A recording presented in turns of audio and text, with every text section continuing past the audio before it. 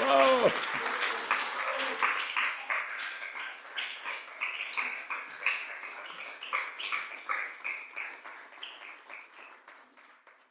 And I haven't even said anything yet.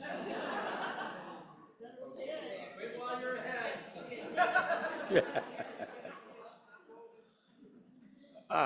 So this is an impossible task, of course, to describe a process that took something close to 80 years in 20 minutes.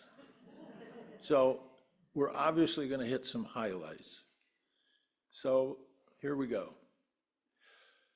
Like most of us, I didn't start out being an atheist. I was born into a family that practiced churchianity, Midwest churchianity. And I bought into it. You know, I was all on board for a number of years. About the time that I began to take the confirmation classes, I had some misgivings. I went ahead with that process, and by the time I was 16, I kept asking this question: wait a minute, let me get this right. You say that Jesus died to save us from our sins? How did that happen? I mean, how did that process save us? And nobody ever answered that question.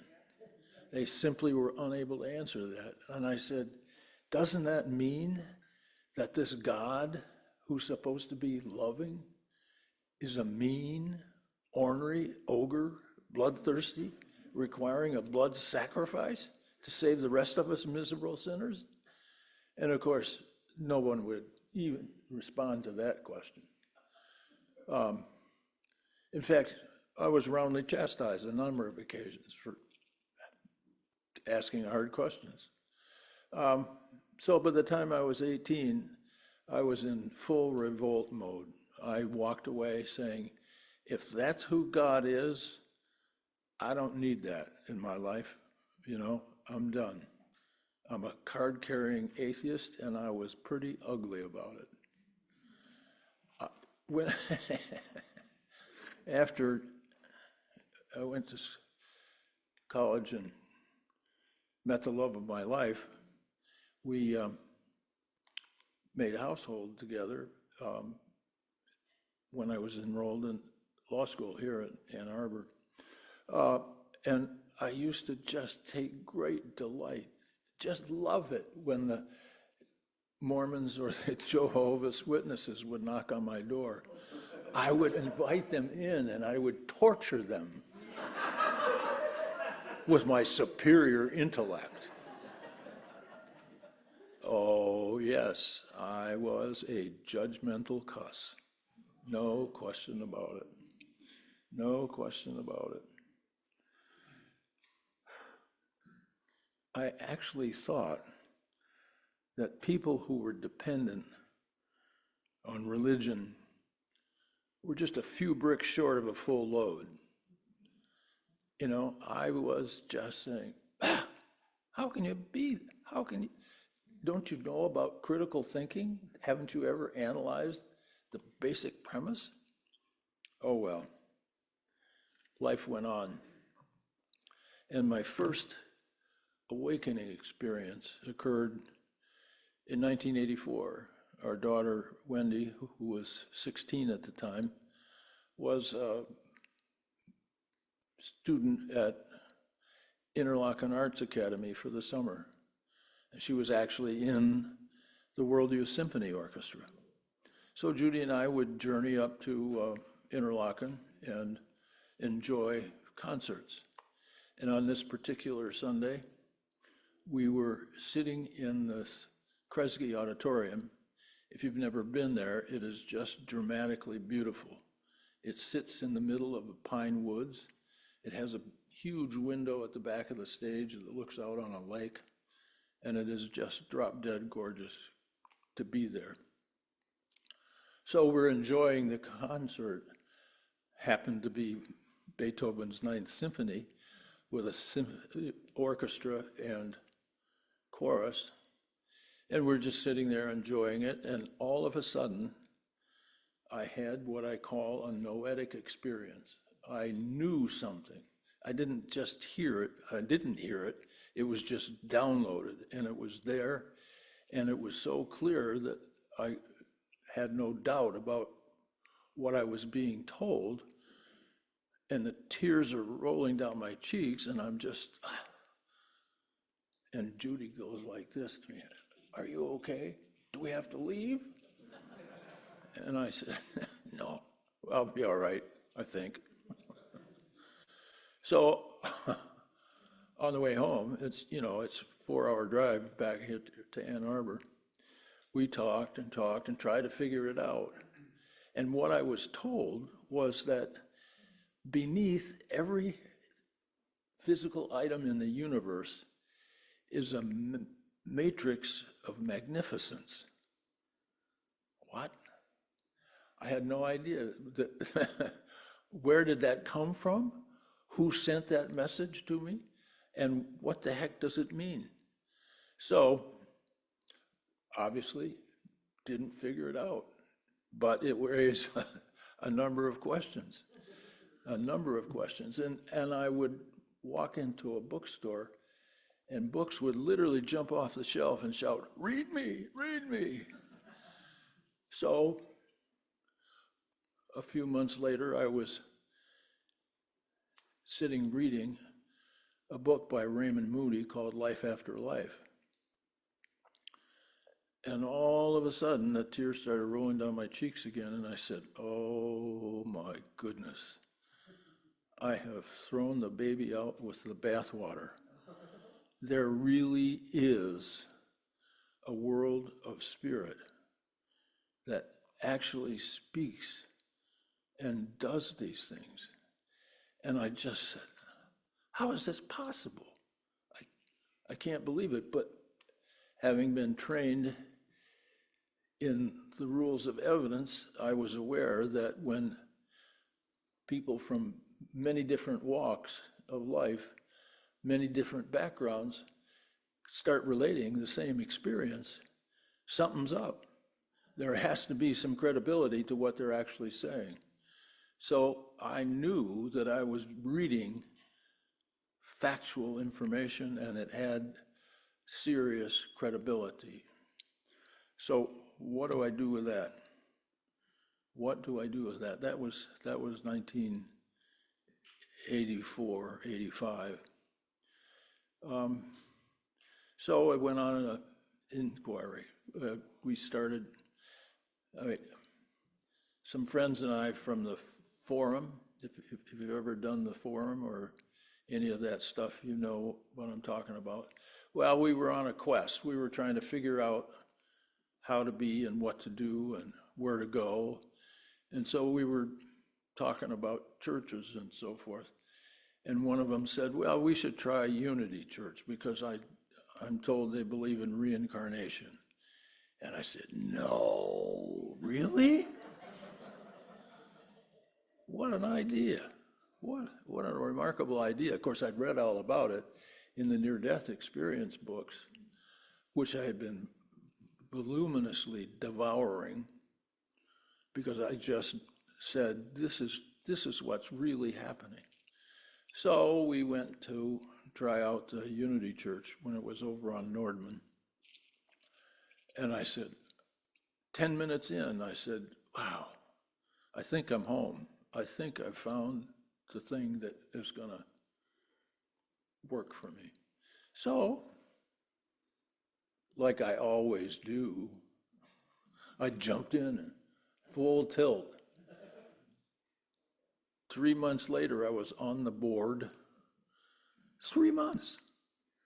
I was the treasurer. Yeah, I have a CPA certificate too. So, I got put to work. And I started taking classes, and I went to Unity Village, and I became a licensed Unity teacher. And I was seriously contemplating, in fact, applied to the Unity Ministerial School. And then I got caught up in a mishmash of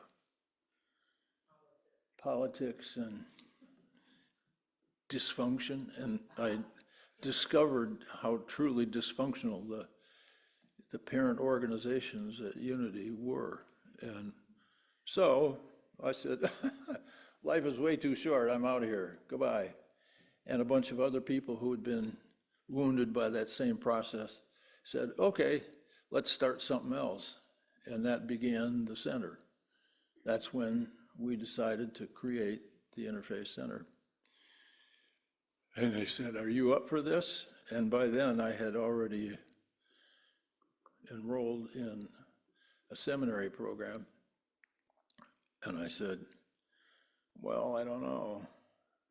Anyway, the love of my life, who has the patience of Job to put up with me for 63 years, when I told her I was going to seminary, she said, so what are you going to do with it? And I said, I don't know. And she said, you can do anything you want except start a church.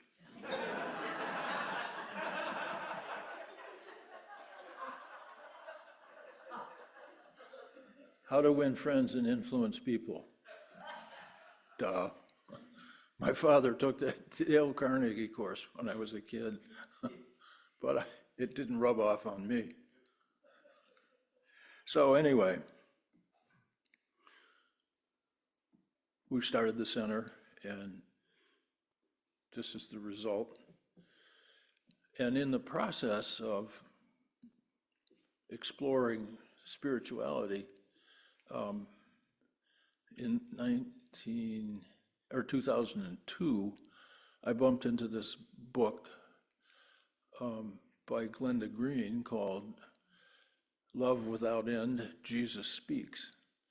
And it was the story of how Jesus, or Yeshua as I like to call him because that's his preferred name, projected an image into her studio and sat for a portrait that she painted over the course of 4 months. And the book was, the first 4 chapters were about the synchronicities of how that came to be. But the balance of the book is is a transcription of the notes of her conversation with Yeshua. And it was just stunning. I just devoured it. I bought the book, and then I had to have a copy of the painting. So I bought a copy of the painting. It used to hang in my office upstairs while I was here.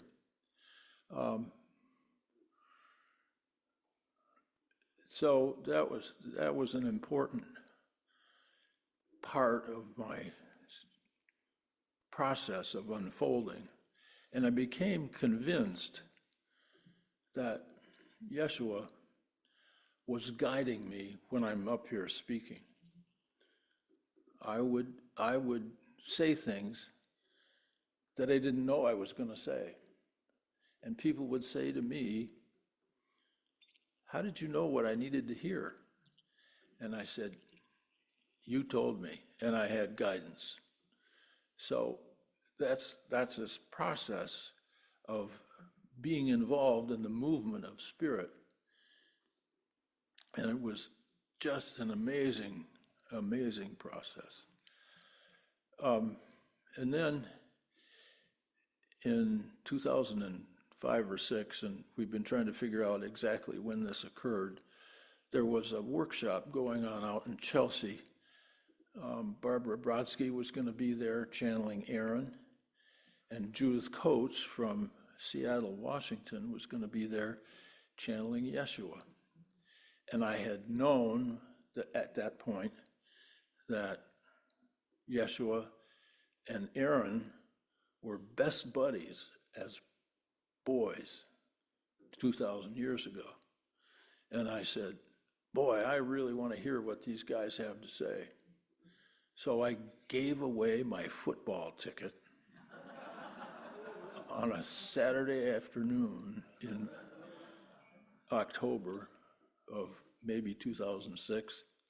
and I went to this workshop. So Barbara led off, and she was channeling Aaron, and I'd heard Aaron a number of times previously. So that was fine. And then Judith starts channeling Yeshua. And all of a sudden, the tears are just rolling down my cheeks. And I'm saying, I came here because I wanted to learn something. What's happening? What is this all about? And it took me minutes to gain my composure again. Anyway, Yeshua went on to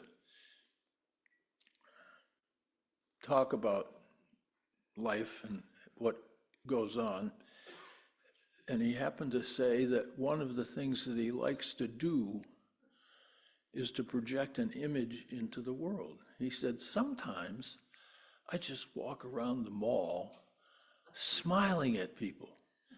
And if they're having a really rough day, I'll just put my hand on their shoulder, just to give them a boost. And I'm, oh my God, really? You mean I have to pay attention to who's walking down the halls in Briarwood? So the opportunity came to ask questions. My hands in the air. Ooh, ooh, ooh, call on me, call on me. And so the opportunity came, and I said, this question is for Joshua. Is the image that you projected into Glenda Green's studio historically accurate, or did you do it for a present purpose? And Judith walked over and was standing maybe 7 or 8 feet in front of me, and the tears are rolling down my cheeks again because I'm in the presence of this energy. And it just was overwhelming. It just, Anyway, Yeshua said, actually it was both.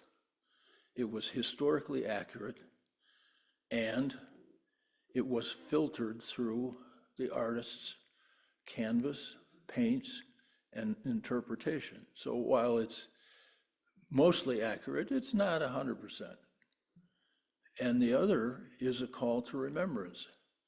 For indeed, my beloved friend, the tears you find rolling down your cheeks at the moment are tears of remembrance, because you and I did and do know each other. What? Me? I was unable to talk for several hours, and it took me a while to just wrap my arms around that concept. And in a private session with Aaron, some month or two after that, Aaron filled me in on that particular lifetime that I lived 2,000 years ago. I had been a rabbi in Jerusalem and had grown fed up and disgusted with the fear-based teachings of Judaism. So I went out into the countryside and made a living for myself, doing weddings and funerals and helping people with their building projects. Me? I actually fell off the chair laughing. I said, 2,000 years, and I'm doing the same thing over again. Plus your addiction to tools. Yeah, exactly. At one point, I had a residential builder's license. I was a handyman. I did that stuff as a side gig. Well, what do you do with that little piece of data? So I discovered that I was incomplete in my understanding of physical stuff. I believe in channeling. One of the things that I picked up along the way in the 80s was A Course in Miracles. And of course, that is channeled. From who? Yeshua. And I believe in it. I believe that it's functional. And of course, the scientific materialists go crazy when you mention anything that's even remotely paranormal. Because in the view of scientific materialism, nothing happens except from the physical standpoint, that the universe was accidentally created, that all of this stuff happened trial and error wise. And I just knew that that couldn't be true. It just didn't make any sense to me. And I needed to find some better answers.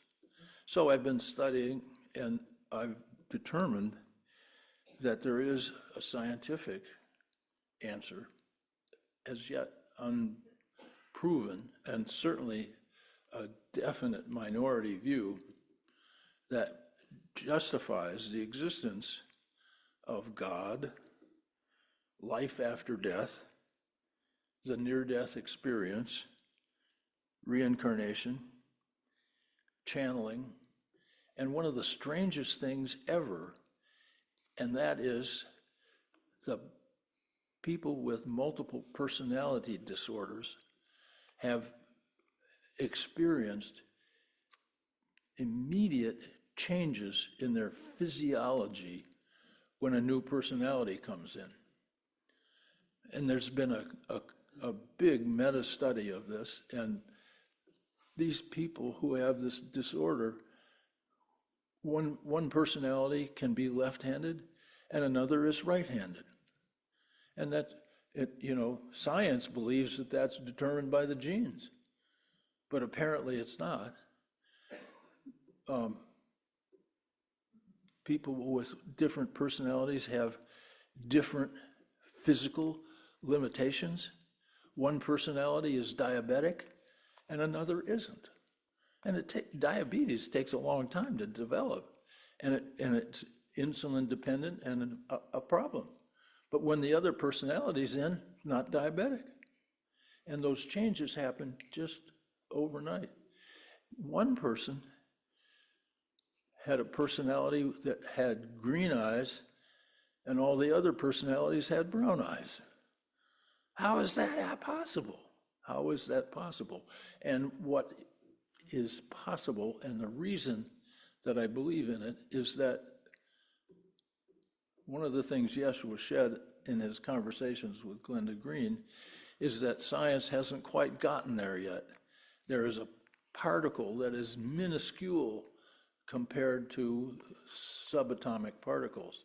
And when that is discovered, you'll have the answer to the universe.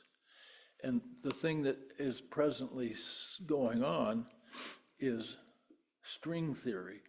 And string theory posits that there is a non-local, multi-layered